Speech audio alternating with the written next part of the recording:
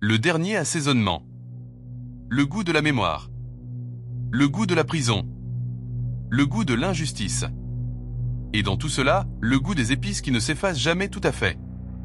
Je suis ici, dans ma cellule, et le monde entier est un écho de casseroles qui résonne au loin, comme si quelqu'un les faisait tourner dans une cuisine immense et vide. Le froid est un plat qui s'accumule sur ma peau, et pourtant c'est le même froid qui me tenait éveillé les nuits au baobab, lorsque les clients riaient plus fort que les fourneaux, lorsque les plats pleins de couleurs dansaient dans les assiettes et que l'on croyait, à tort, que tout allait rester stable comme une soupe qui mijote longtemps. Le livre de cuisine traîne sur le lit. Je le touche et il me semble encore vivant. Ces pages ont l'odeur du riz et du poisson, l'odeur des épices qui s'entremêlent dans le sillage de notre petit royaume. Caddy disait que chaque plat était une histoire qui mérite d'être racontée au-delà des frontières de l'assiette. Je ne suis plus certain de rien, mais j'essaie encore de croire que les histoires ne meurent pas vraiment tant qu'on se souvient.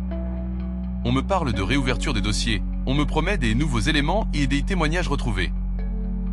On me promet. C'est ce qu'on promet à tous ceux qu'on enferme sans preuve solide, ceux qui restent prisonniers non pas de chaînes, mais de mots qui les condamnent. Les mots, faux, véritables, partiellement vrais, tout dépend du regard qu'on leur chante pour les faire chanter. Et moi, je suis un homme qui a appris, dans le silence de sa cellule, à écouter les mots comme on écoute une mélodie qui peut devenir une accusation ou une écoute attentive. Tout a commencé par la cuisine et par le restaurant. Le baobab. Une appellation simple, mais qui, pour nous, contenait tout l'espoir du monde.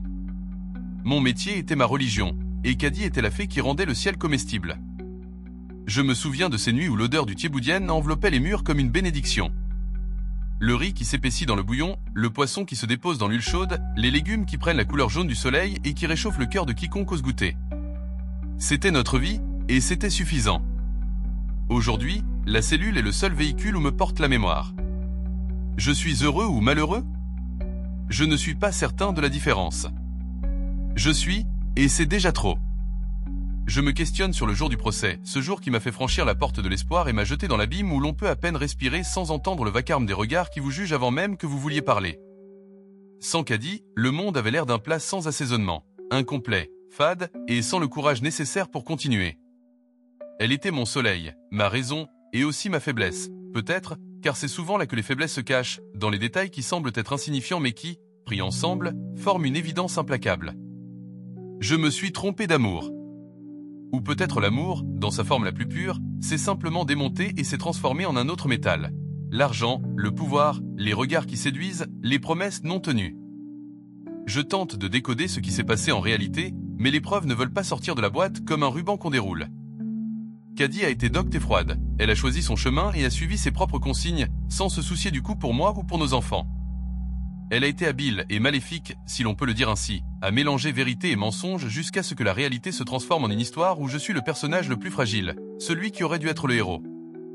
La veille du procès, j'ai senti les saveurs du départ. Je me suis demandé si j'avais encore le droit de parler. La voix des avocats était une cascade d'arguments, et mes mots, lorsqu'ils tentaient de s'y insérer, se brisaient contre la dureté des preuves présentées. Je me suis demandé si l'amour que j'avais pour Caddy était devenu une arme contre moi, une lame qui m'avait coupé dans le dos sans que je m'en rende compte. Le premier coup a été de me retirer mes enfants, bien sûr. L'idée que je ne verrais pas mes enfants grandir m'a frappé comme un coup d'épée dans un plat mijoté qui vous brûle les mains tandis que vous cherchez l'assaisonnement parfait pour sauver le repas. Puis, l'argent a disparu, et avec lui la lumière sur le visage de ma femme et le rire de mes clients fidèles qui me disaient « Continue. Continue !» Comme on dira à un cuisinier en train de préparer le dernier plat de la soirée.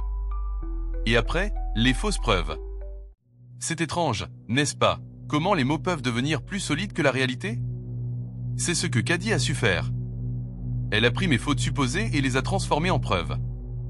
Elle a su présenter des éléments qui semblaient accabler l'intrus, et cet intrus, d'une certaine façon, n'était pas seulement moi. Qui étaient les autres hommes ? Des hommes riches, des hommes qui pouvaient offrir ce que je ne pouvais pas offrir dans ce moment précis. Reconnaissance, argent, statut.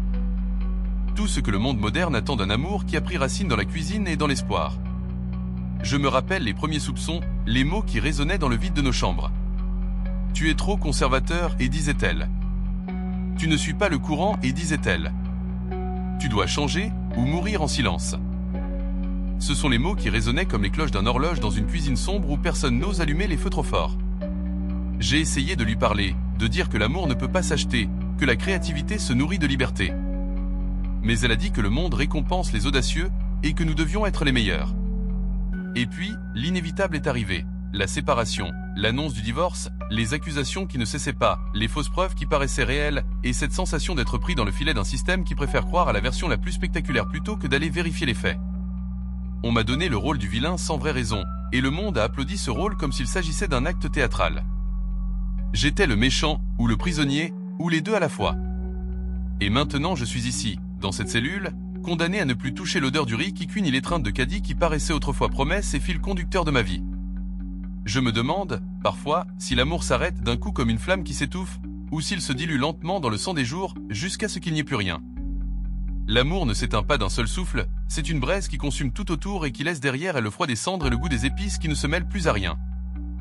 Dans ma mémoire, chaque plat est devenu un décor d'un drame intime. Le thieboudienne que Caddy adorait, la sauce qui éclate dans la bouche et qui rappelle les moments où elle riait, les regards de nos clients qui, sans le savoir, devenaient des témoins muets de notre bonheur et de notre chute. Je me surprends à écrire, dans la marge de ce livre de cuisine qui me ressemble maintenant à une relique, des mots qui ne sont pas destinés à être lus par autrui mais par moi-même. Ces marges, ce sont mes confidences. Elles ne seront sans doute jamais lues par quelqu'un d'extérieur, et peut-être c'est mieux ainsi. La vérité ne peut pas être partagée. Elle se révèle comme on révèle une recette secrète à l'oreille d'un seul apprenti. Et l'apprenti ici, c'est moi, qui continue à apprendre à cuisiner le silence. Il est des jours où le bruit des pas des gardiens résonne comme une musique étrangère, et où je comprends que le temps est l'ingrédient qui manque le plus dans ma vie. Le temps, qui a vu naître et mourir mes rêves, qui a vu naître et mourir mes espoirs, qui a vu naître et mourir ma vérité. La cuisine nous a appris une leçon, que chaque plat, même le plus simple, peut renfermer un monde entier dans une bouchée. Et si c'est vrai pour les plats, peut-être que c'est aussi vrai pour les mots. Peut-être que les mots peuvent être des plats et les replis de mémoire, des épices qui leur donnent leur couleur. Je revois le jour du procès dans ma tête comme on remâche une saveur trop forte qui brûle le palais. Elle était là, Caddy, dans sa robe élégante, un sourire qui n'avait rien de chaleureux pour moi mais qui ne me blessait pas non plus par sa couleur. Elle était sûre, confirmant chaque point, chaque preuve présentée par le tribunal. Son regard était un miroir. Il reflétait l'ascenseur social qu'elle voulait atteindre et il me condamnait à rester en bas, dans le sous-sol de la société, là où l'odeur du riz se mêle à celle du métal froid des barreaux. Et pourtant, quelle que soit la douleur, une pensée persiste. Peut-être qu'il existe des éléments, des détails, des micro-heures qui n'ont pas été écoutés par ceux qui disent savoir. Des fragments de vérité qui se cachent dans le bruit des casseroles et dans le silence des chambres où l'on dort sans faire de bruit pour ne pas réveiller le monde qui dort avec vous. Je dois croire en cela. Pour cela, j'écris. Pour cela, je respire. Pour cela, je me dis que, même si la justice est aveugle et que l'amour peut être corrompu par l'appât du gain, la cuisine, elle, demeure une mémoire vivante, un territoire où l'on peut encore trouver une raison d'être. Aujourd'hui, j'entends des pas qui se rapprochent de ma porte. Ce sont des pas qui peuvent être des pas de justice, ou bien des pas de manipulation. Je tends l'oreille comme on tend l'oreille vers une casserole qui siffle doucement. La voix du surveillant résonne, et c'est l'heure pour la promenade. Promenade qui ressemble à un mirage. Dehors, le monde continue. À l'intérieur, le temps se replie sur lui-même et recommence, comme un plat qui, au besoin, peut être réchauffé et réinventé. Je me lève enfin de mon lit et j'avance vers la porte, pas pressé mais pas lent non plus.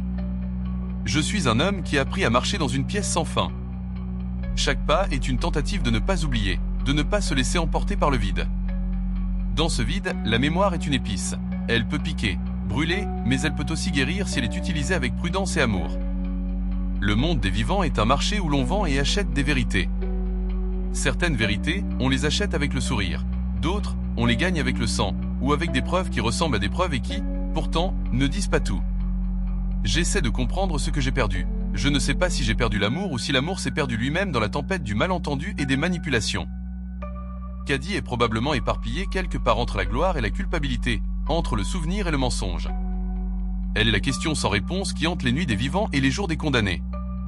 Et moi, que restera-t-il de moi lorsque tout sera fini?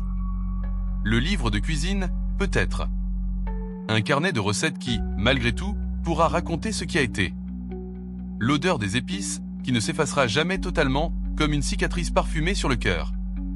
Les noms des plats qui ont porté notre histoire. Le thieboudienne, le yassa, la soupe de poisson. Des noms qui résonneront dans ma mémoire comme un appel à la vie, même lorsque la vie semble perdue. Le goût peut mourir, mais la mémoire du goût peut survivre, et peut-être survivra-t-elle même au silence. Je m'assois de nouveau sur le lit et j'embrasse le livre contre ma poitrine. Des larmes coulent, mais elles ne me soulagent pas vraiment. Je sais que ce n'est pas fini, que tout peut encore être réécrit. Je sais aussi que, même si le monde entier refuse d'écouter, il existe des voix qui pourraient un jour porter la vérité. Celle qui est née dans une cuisine et qui a été élevée au rang d'une confession.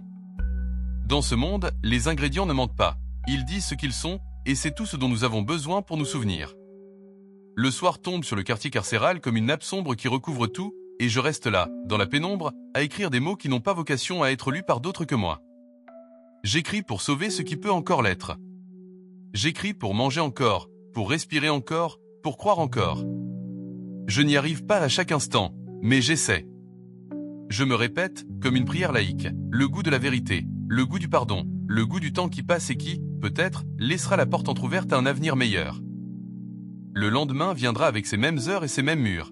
Et pourtant, chaque jour, il peut surgir une étincelle. Une étincelle dans le silence, une étincelle dans une conversation brève avec un gardien, une étincelle dans une lettre que quelqu'un déposera sous ma porte et qui ne sera pas signée, mais qui contiendra une promesse. Une promesse? Ou une autre ruse? Je ne sais pas encore. Mais ce que je sais, c'est que le goût est toujours là. Le goût de l'épice, le goût du riz, le goût de Caddy, le goût de l'amour que l'on croyait perdu et qui peut renaître dans le souvenir ou dans la révélation. Le goût ne me quitte pas. Il danse autour de moi et me rappelle que ce n'est pas parce que le monde m'a condamné que ma mémoire et ma dignité sont mortes. La cuisine m'a appris que même dans la douleur, il demeure un art, celui de survivre et de chercher, morceau après morceau, la vérité qui peut sauver. Et lorsque, dans le silence de la nuit, j'entends le sifflement d'une casserole au loin, je souris faiblement. Ce n'est pas le baobab. Ce n'est pas Caddy qui revient. C'est peut-être simplement le monde qui continue, qui cherche son propre équilibre entre lumière et ténèbres, entre mensonge et réalité. Je suis encore là pour observer, pour écouter, pour écrire, pour attendre. Attendre quoi? Peut-être l'inattendu, un jour, une voix qui dira « Oui, vous avez été injustement condamné. Oui, nous avons trouvé la vérité. Oui, vous pouvez rentrer chez vous. » Pour l'instant, le livre de cuisine est mon seul compagnon. Ces recettes me parlent, même quand les pages tremblent sous le poids de mes larmes. Elles me disent que la vie peut être multiple, que la peur peut être surmontée, que l'amour peut être réinventé, même si la finalité semble écrite dans le vent et gravée dans les murs. Je le sais parce que, lorsque je ferme les yeux, je suis encore à la porte du baobab, et l'odeur des épices tourne autour de moi comme une bénédiction qui refuse de mourir. Je ferme les yeux. Je respire. Je savoure le souvenir de ce qui était et ce qui peut encore être. Le dernier assaisonnement n'est pas une fin, c'est le seuil d'un possible recommencement. Si le monde refuse de m'écouter, la cuisine ne cessera jamais de parler pour moi. Je suis ici. Et tant que je suis ici, je suis vivant. Le goût est là. L'amour peut revenir, même en filigrane. La vie peut reprendre son souffle, même encadré par ses murs. Le temps peut être un allié, même lorsqu'il paraît être un adversaire. Et peut-être que, dans le prochain chapitre, la vérité pourra sortir de la marmite et se tenir devant moi comme une lumière qui ne s'éteint pas. Je me remets à écrire, carnet en main, tandis que le soir s'épaissit et que le monde continue de tourner autour de ce manège étrange qu'est la justice, l'amour et la cuisine. Le dernier assaisonnement n'est pas encore servi. Il mijote. Et moi, je suis prêt à goûter, encore et encore, jusqu'à ce que la vérité se révèle, ou jusqu'à ce que mon esprit se soit suffisamment réchauffé pour survivre à tout cela. Fin de l'épisode? Non. Pas encore. Le mot est fin et est une promesse qui peut attendre.